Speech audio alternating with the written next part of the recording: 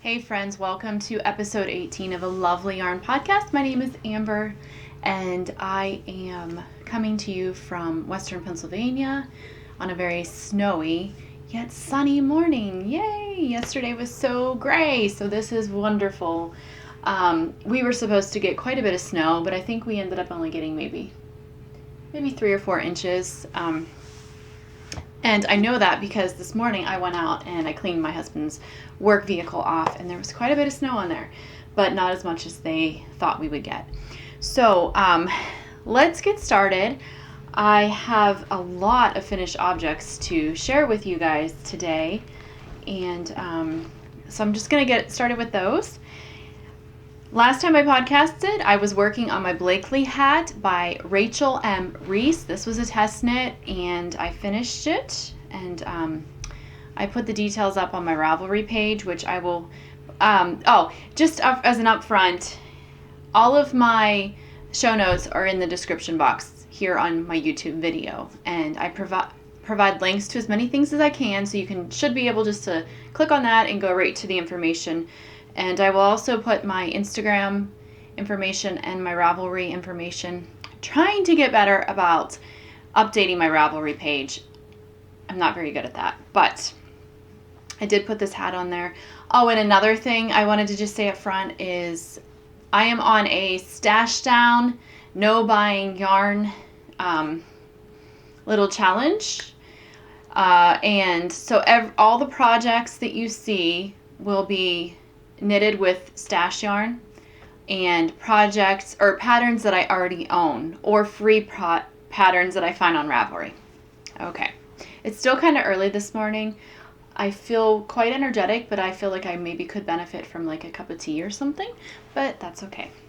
Let's just forge forward. I'm really excited to be able to do this. Oh, and I just up front, before I get into this first project, I just want to say thank you. Let me make sure I'm focused. I just want to say thank you to you guys for leaving such nice, encouraging comments, such kind words. I really appreciate it. It means a lot to me. It's always so fun to get comments and to read them, and I try to respond. I think I pretty much do a good job with responding to all of them, and it just means a lot to me. So thank you for leaving me comments and for subscribing to my channel. I don't know if you guys know this. I never knew this until I started podcasting, but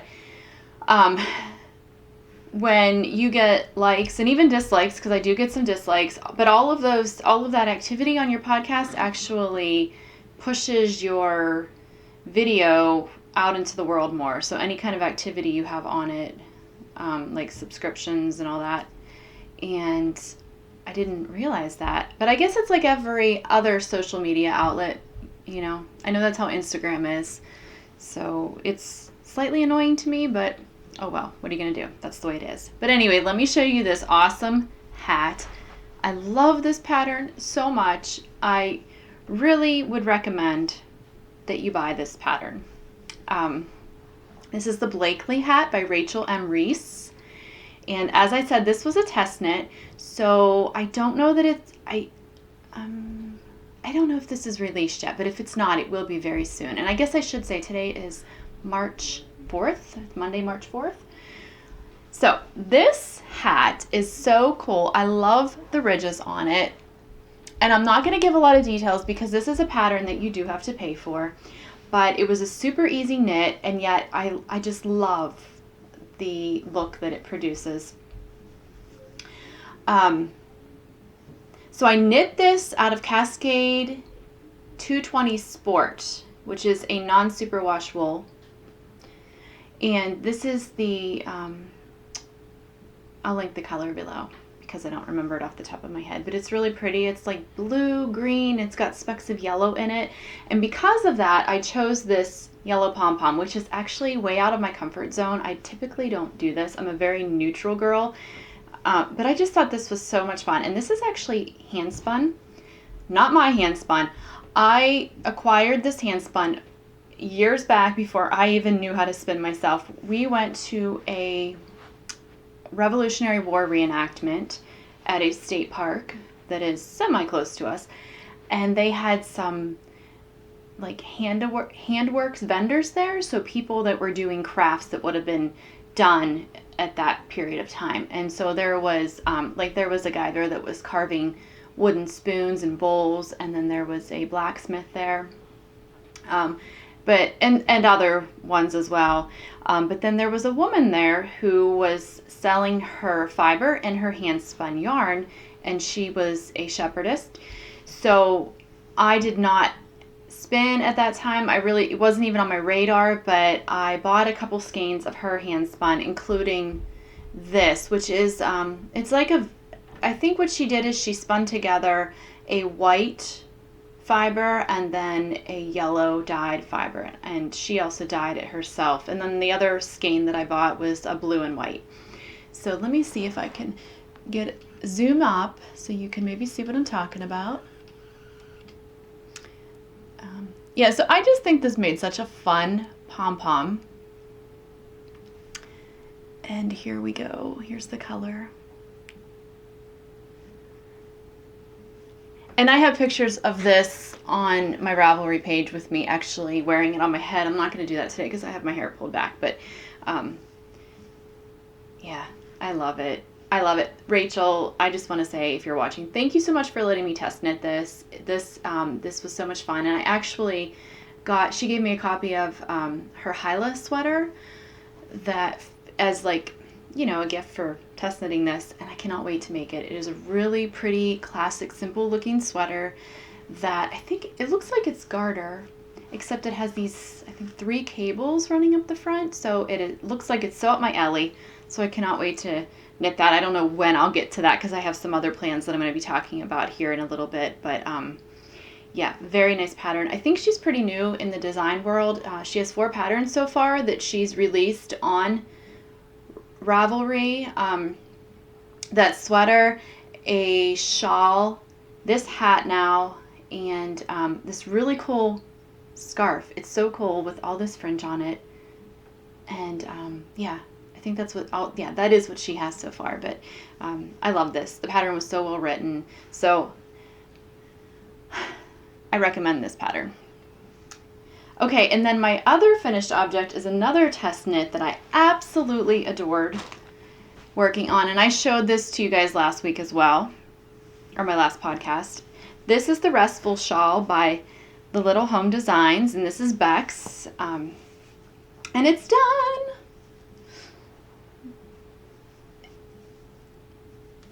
It's not blocked yet. What happened was I finished this last Saturday, and my daughter really wanted to wear it to church the next day. Or maybe I finished it Friday, but she wanted to wear it to church on that Sunday. So I knew that if I blocked it, it wouldn't be dry in time. So I didn't block it, and now I just haven't blocked it, and I need to do that. But honestly, it even looks pretty without being blocked. This was knitted out of yarn from a yarn dyer. There's my dog. It will not be a Lovely Yarn podcast without my dog scratching or whining at the door.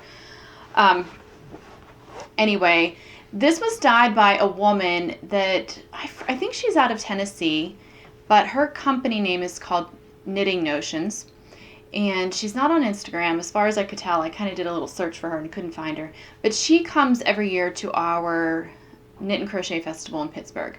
So I bought this off of her years ago, 4 years ago maybe, and it's a blend of merino and bamboo, 50-50. I've worked with bamboo before, but this is the first time I worked with such a high content of it, and I really enjoyed it. And it has a nice sheen. I'm not typically attracted to yarns with a sheen to them, but I think it works wonderfully with this shawl. And the color is just, oh my gosh, it's stunning. I love this red. It's like red, pinkish. I can't even really describe it, but it's just so beautiful. I love this. Bex, I love this shawl. My daughter loves the shawl. When I posted it on Instagram, so many people were complimenting it. So I hope you sell a lot of patterns, because guys, again, another pattern that I really recommend. It was so nice to work on. And I told Bex the name was perfect, the Restful Shawl, because it was a very meditative knit. It wasn't hard. It wasn't hard. Maybe the only thing was like the last row of bobbles down here took me quite a few episodes of the magic art of tidying up, but I was just doing them while I was watching that, so it wasn't a big deal. But really, it's such a beautiful shawl. I really enjoyed working on it, and I'm really glad it's done so I can wear it now. I mean, I think it's pretty darn gorgeous. You did a great job writing that pattern up. So yes, this is my second out of 4 finished projects.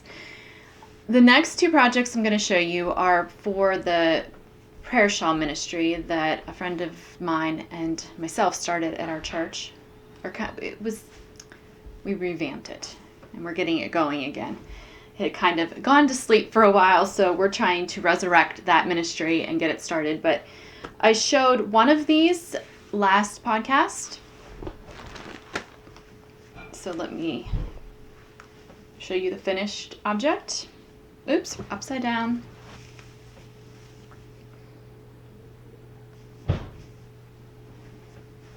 It's nice and big and cozy, which is important for a prayer shawl. I did this out of stash yarn. So this was Lion Brand Homespun, which I used to buy and I haven't used for years. But I feel like it's a really comfy, cozy yarn. It's very soft and fuzzy. And what I basically did was I had leftovers from probably 7 or 8 different skeins, all of different colors. And I just faded them in to one another as I went down the shawl. And I think it turned out really nice. So I'm going to be turning this in to our trunk of shawls that we have for when somebody comes to us and asks if they could have a shawl for someone that they know. And so I mentioned this before, but I just kind of prayed for whoever was going to be receiving this, because I don't know who's going to be receiving this. I didn't have anyone in particular in mind for this shawl, so I just prayed for whoever was going to be receiving this. But this was fun.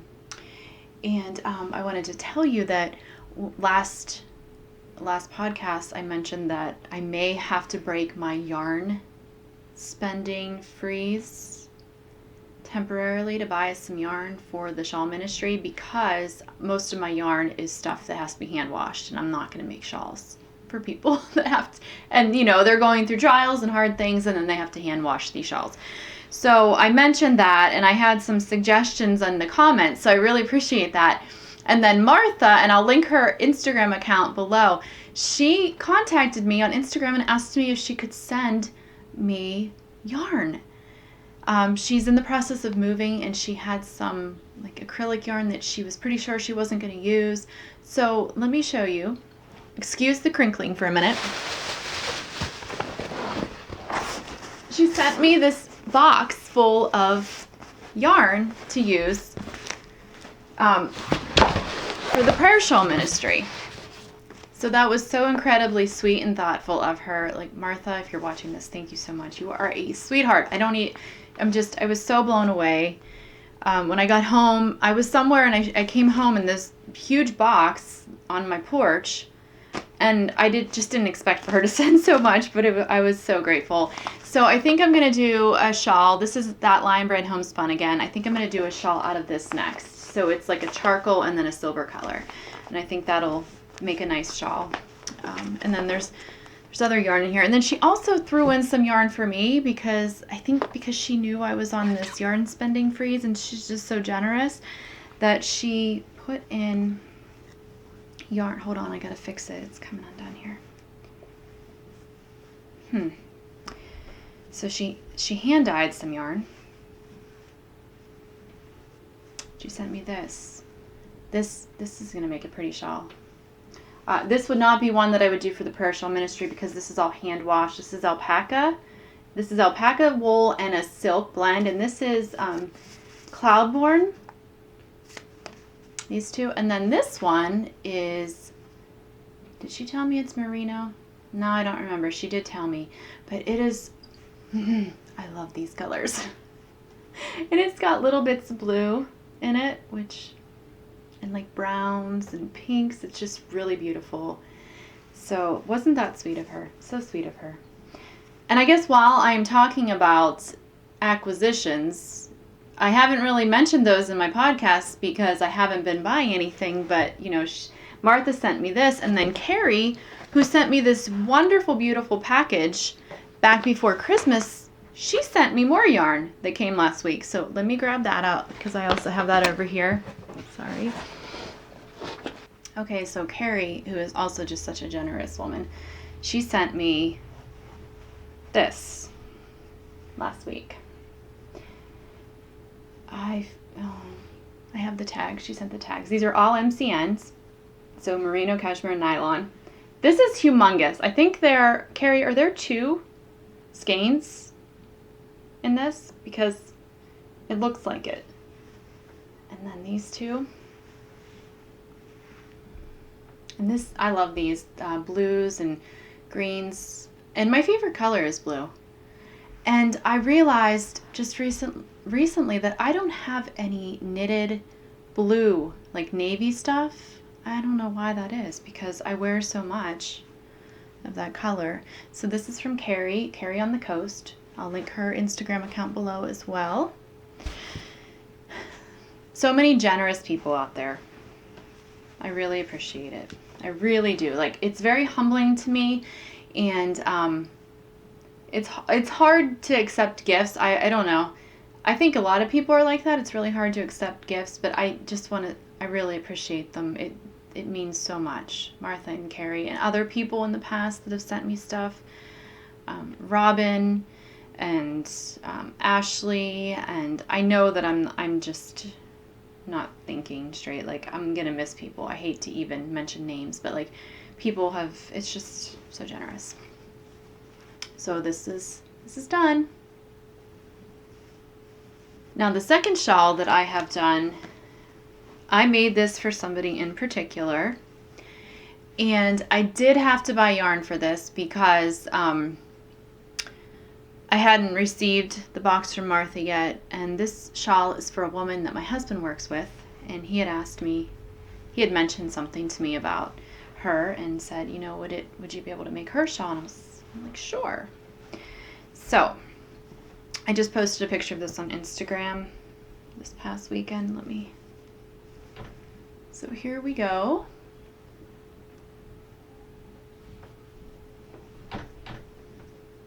This pattern is called Azteca, and I'll link it below. It's a free pattern on Ravelry, and it's worked on I guess you call that on the bias. So you start on one end, start over here, and you cast on the 3 stitches, and then you increase using a backwards loop cast on the whole way through, while at the same time decreasing on the other side. So it gives it gives it this shape, and it's slightly asymmetrical. So the cast on edge, this side over here, is a bit longer than this edge, but let me take this off so I can try it on and show you.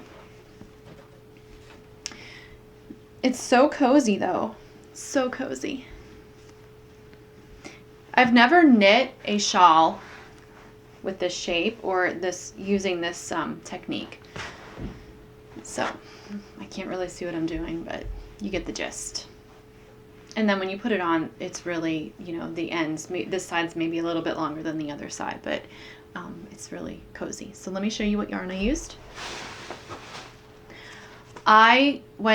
We had to go down to, we had to take like, I don't know, an hour and 15-minute drive to a guitar shop that my son needed to go test drive a guitar that he was looking into buying. So my daughter and I dropped off my husband and son, and then we drove over to Hobby Lobby, which was 5 minutes away, so that I could look for yarn for this shawl.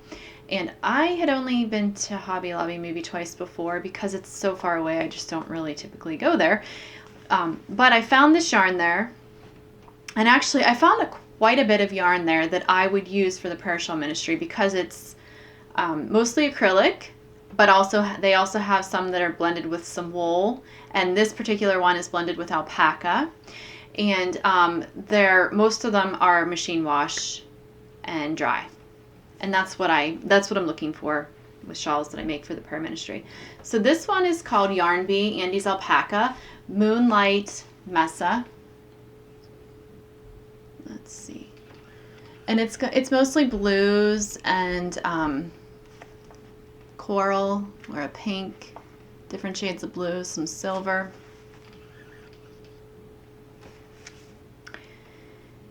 I bought 6 skeins. It's 102 because it's considered a bulky weight, and I used 4 of them, so I have 2 skeins left over, which I think I'm going to use to make a cowl, because I think it'll be enough for the cowl that I have in mind to make.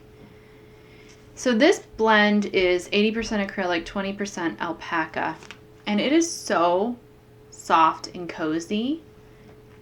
And the alpaca gives it a really nice fuzzy look, which I really like because I think it makes the yarn look a lot nice. I shouldn't say a lot nicer than what it really is. It's very nice yarn. It makes it look more expensive and luxurious than an acrylic yarn. Okay, that little bit of alpaca really takes it up a notch. So they had all different colors there. I think probably 8 or 9 different colors to choose from. And this is the one I went with. This is I think what made me realize I needed some navy in my life, because I really like this.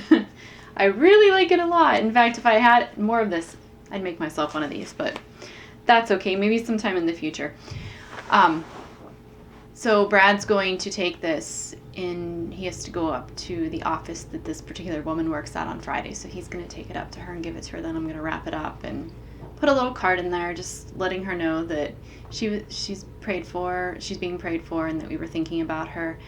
And yeah, Brad said that he thinks she's really going to like it. So I hope so. And I think that's all I needed to say about that. Again, I'll link to the yarn and to the Ravelry pattern down below, because I cannot remember I think it's Veronica Shevchuk. I think that's her name, the designer. All right, so I'm gonna put this back on. These are all my finished objects. I feel like I've been really busy trying to get those finished up. Okay, there we go. Now let's talk about the one whip I have, the one work in progress. And I have shown this before, but I'm coming along quite nicely with it. This is the Weatherbe Cowl. It's a free pattern on Ravelry. Show you it is by Rebecca Wolber, Lana Fiber Co. And so basically it is this. Here's a better picture. It's a cabled cowl with a drawstring. So let me show you what I have. I'm almost out of yarn, so I'm thinking I've kind of been nervous about this all along because I wasn't sure if I was going to have enough yarn. It calls for, I think it calls for a worsted weight, which is what I'm using. This is actually yarn that I won in a giveaway.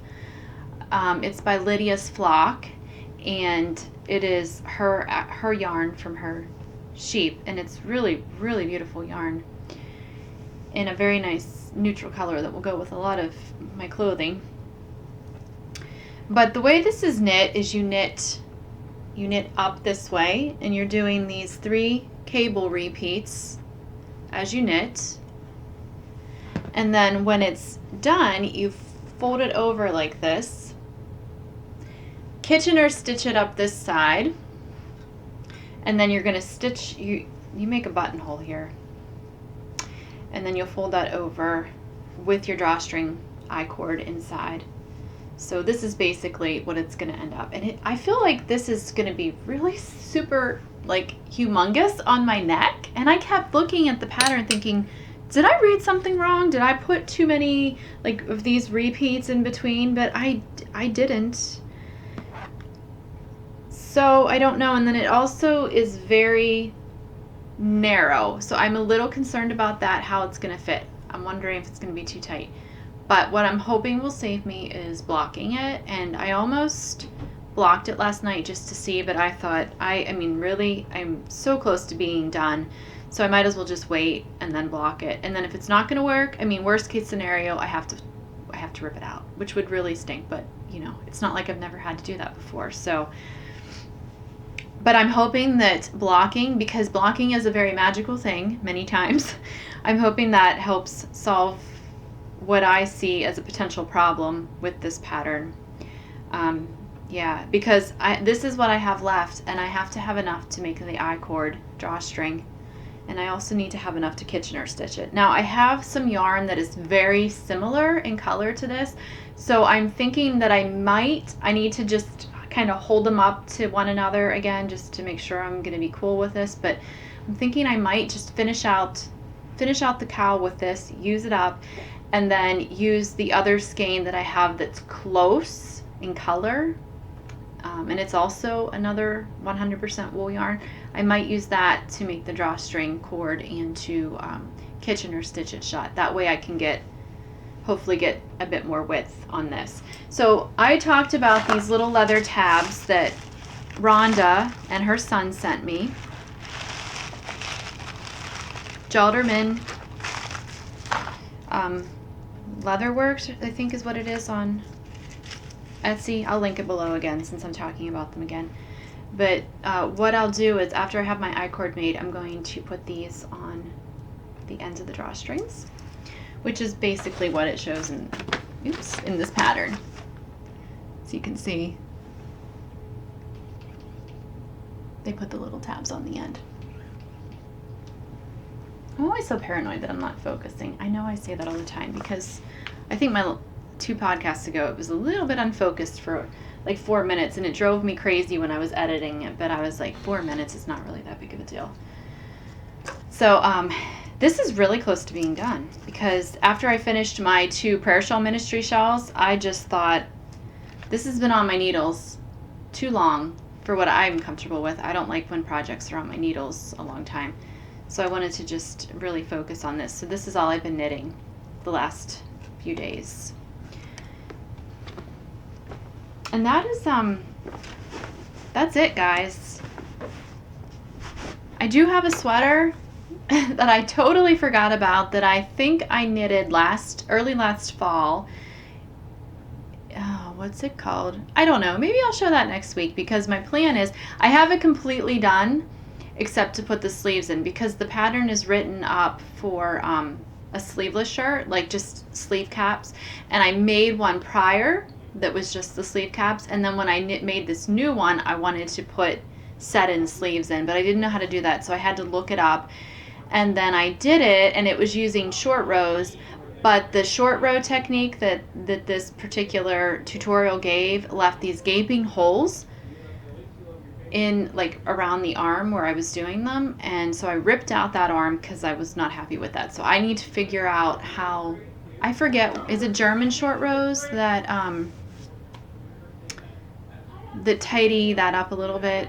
I can't think off the top of my head. But so after I finish this cowl, I'm going to pick that sweater up and I'm going to finish that, because it's, once I realized I never finished that it was still sitting down there in the basket, I was like, what? I need to finish this, because I think it'll be a really cute sweater, but I need sleeves on it. So yeah, that is what I plan on working on next. And I also want to show you something else. I have so many plans, guys. I just don't have the time to do them all, right? We're all like that. So I purchased this book, Home and Away, by Hannah Fettig, a long time ago. Whenever it came out, I bought it. So 2015 is what the copyright on it. And it has so many beautiful patterns in here. So many beautiful sweaters. I really like a multitude of them. But there was one in particular, the Georgetown cardigan, that I want to knit, and I even have the yarn for it. And I thought by now I would have cast on for this, but I haven't. So let me find the picture of it. So here's the Georgetown cardigan.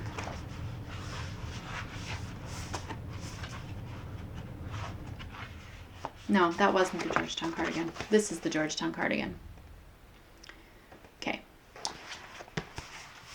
And I've talked about this, but I have the yarn. I bought this in December of last year, knowing that I was going on my yarn diet. It was the last yarn purchase I made. And I ordered this from loveKnitting.com. They always send their yarn in these little drawstring bags. I think that's such a nice touch. But this is Cascade 220 Heathers, and I ordered this in, what is this color number? 8401. So it's a light heathered gray. And it's 100% Peruvian Highland wool, non-superwash. I don't like how superwash yarns stretch out in sweaters. They don't keep their form and they feel sloppy. I've learned that about myself. So I don't know so much about fingering superwash, but I know like worsted superwash. I had a cardigan that I knit in that, and I ripped it out because it just grew so much, and even blocking it, I just did not wear it. So I ripped it out. But isn't that a pretty color? And I need a gray sweater. I have a thin gray sweater that I bought a couple years ago that I wear pretty often, but for me to wear it this time of year, it's just not warm enough. So this will be a nice, cozy, warm. And I'm going to, there's two options for this pattern. One is to do mostly seamless, and then the other one is completely seamed. And I'm going to do the seamed version because I'm hoping it will stay on my shoulders better. That's the problem I have with cardigans that are done like raglan. With the raglan increases, they kind of slide back. So I'm going to seam it. And I got all this here. Plus this is a skein of Rowan felted tweed because I'm going to make my son a pair of fingerless mitts. I made a pair for my husband, and Ian wears them more than my husband does because Ian plays guitar, so it's nice for him to have his fingers out. And I made them with like the little finger part in there. Do you know what I mean? It's not like just cut off across. It's actually there's a finger hole for each one, but it only comes like just a little bit up on each finger, and he really likes that rather than having the whole thing. Hi. Molly is out there. Okay. So that was in there too. But yes, this is going to be, I need to swatch for this. That's the only thing that's keeping me from casting on. I have not swatched yet, so I need to swatch before I cast on. I'm really looking forward to having that cardigan. Probably by the time I finish it, I won't need it anymore because it'll be summer, but then I'll be ready to go in the fall. So yeah, this is a nice book, guys. If you're looking for a book that has classic sweater patterns in it, this is another one that I really love, the Booth Bay. It's more of like a cocoon shape. I'd like to make that someday as well. And this is cozy. Oops, wait, let me get to just a page where the picture is. Calligraphy. It's a cozy looking one.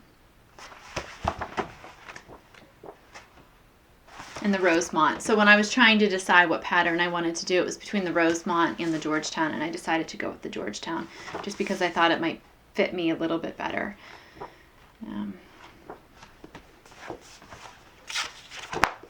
Yeah, I like Hannah Fettig's patterns. I have another one of her books as well. Okay, and so I think that's it, other than just a few things that I wanted to talk about because people had suggested it. I was talking a lot about spinning last time, and I showed a lot of my yarn. And I've had people ask about like learning to spin and what's the best way to do that. I had a spinning mentor. I had somebody actually show me how to spin, and she loaned me her wheel, which was really convenient. And someone commented and suggested that I mention checking into your local spinning guild, which is actually a wonderful idea. There are spinning guilds all across I know the United States. I'm assuming other countries have them as well. But that is a really good resource. In fact, my spinning mentor actually is part of a spinning guild. It's about 45 minutes away, so I don't go to it because they meet during the day and I homeschool and everything. It's just not convenient for me at this time in my life. But that would be a really good way to connect with spinners, and even maybe you might even get lucky and find someone that has an extra wheel that would let you borrow it so that you could practice spinning, because I have found that spinners, I only have one wheel, but a lot of spinners have multiple wheels. And I'd love to have another wheel, and I probably will someday, but for now, it's not really necessary, and the budget's not there, so it's not happening now, but maybe someday in the future. But your local spinning guild would be a really good resource for you, just to check out. And then also, I have a board on Pinterest that I keep when I find websites that have information about spinning that I'm interested in. I will pin it on there for future reference. And then YouTube, I watched YouTube videos too, because my spinning mentor, she met with me a couple times, and then I was kind of like on my own practicing, and I would text her messages if I had questions, but I also utilized YouTube.